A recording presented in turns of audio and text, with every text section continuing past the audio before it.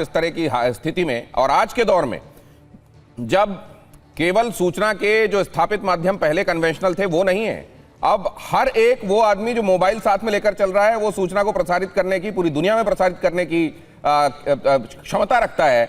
ऐसे में आप कितनी देर तक इस तरह के तथ्यों को छुपाएंगे? जनरल सिन्हा, ये कितना बड़ा सेटबैक है अमेरिका के लिए? देखिए दिनेश जी, मेरा ये मानना है ये बहुत बड़ा सेटबैक है, और सेटबैक आफ्टर सेटबैक है। यदि अभी थोड़े दिन पहले आपने सुना ही था और देखा गया है E3 एवेक्स को मार गिराना, और वो भी सऊदी अरेबिया के सुल्तान एयरबेस पे, वहाँ पर उनके पूरे डोम दिखाई दिए। इसके बाद आज आप दिखा रहे हैं, आज सवेरे एक और आई थी कि F-35, मेरे ख्याल से वो एक मिस इन्फॉर्मेशन होगा, मगर F-15E का गिरना, और उसकी एविडेंसेस हैं।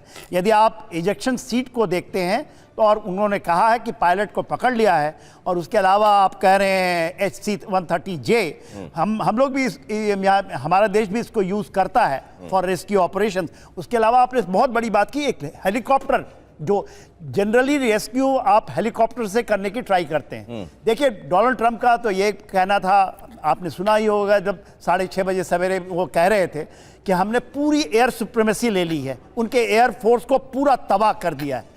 तो उनके अंदर में एक ऐसी आ गई ये धारणा कि हम कुछ भी एयर ऑपरेशंस कर सकते हैं, किसी भी हाइट पे कर सकते हैं, उनके पास कुछ नहीं है।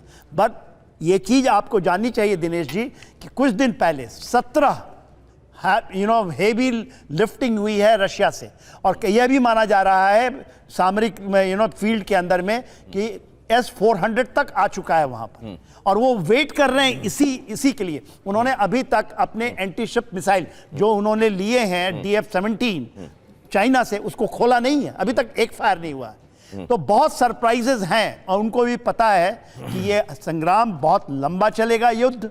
जिस तरह से अमेरिका में और खास करके डोनाल्ड ट्रंप साहब ने कह दिया 3 वीक तो चलना ही चलना है।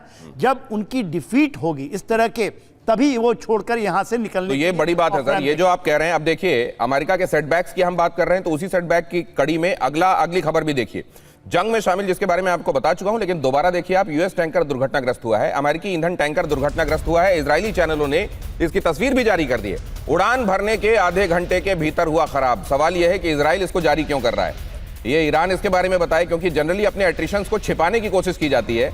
अगर अमेरिका का कोई नुकसान हुआ है और इजराइल उसके बारे में बता रहा है, क्योंकि जनरली आप अपने एट्रिशन को, अपने नुकसान को छिपाते हैं, दुश्मन को, वर्ल्ड एट लार्ज को पता नहीं चलने देते हैं। और यहां पर आप देख रहे हैं कि इजराइल बता रहा है कि देखो अमेरिकी टैंकर यहां पर दुर्घटनाग्रस्त हुआ है। प्रोफेसर अमिताभ, ये क्या मामला है? देखिए, इजराइल में अभी भी फ्रीडम ऑफ स्पीच है, वहां पर प्रेस फ्री है, और सोशल मीडिया बहुत एक्टिव होता है, तो उनको दिखाने में परहेज नहीं होता है। ईरान में इंटरनेट नहीं है, सोशल मीडिया रेस्ट्रिक्टेड है, इसलिए वहां जो भी हुआ हो वो हम देख नहीं पा रहे हैं। और ऐसा पहले भी हुआ है, कुवैत में हुआ था, हमने देखा है। लेकिन प्रोफेसर अमिताभ, वहां तो कहा जा रहा है कि खुद इजराइल के भीतर गैग ऑर्डर्स हैं।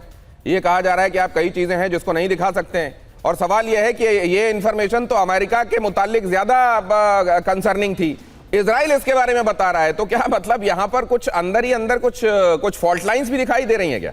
नहीं, फॉल्ट लाइंस मुझे नहीं लग रहा हो। जैसे प्रिंस सुल्तान एयरबेस पर भी जो अटैक हुआ, जो एवैक्स को तोड़ा था इन्होंने, और वो क्लियर दिख रहा था, वो भी तो खबर वहां से आई है। अच्छा। तो यहाँ मतलब खबर छुपाने की ये नहीं है। लेकिन एक बात तो स्पष्ट है कि अगर ईरान ने ये किया है तो एक बहुत बड़ी बात है, और अमेरिका के लिए धक्का है। और जिस तरह से वहां के कमांडर आर्मी चीफ को हटाया जा रहा है, जिस तरह के वहां के उनके सहयोगियों को हटाया जा रहा है, लग रहा है अमेरिका भी अब हताश हो गया है। जनरल हटाए जा रहे हैं, अमेरिका अपने जनरल्स को हटा रहा है, उनके ऊपर तरह तरह के एलिगेशंस लगाकर उनको हटाया जा रहा है। और ये जनरल से ही एक रिएक्शन में लेना चाहता हूं। जनरल सिन्हा, ये बीच में जब आप टेक ऑफ कर चुके हैं, हवा में है आपका विमान, और आप रास्ते में एक्सपेरिमेंट करने की कोशिश कर रहे हैं, तो आपके कॉन्फिडेंस का क्या मामला, क्या हाल है? ये दिखाई दे रहा है कि नहीं?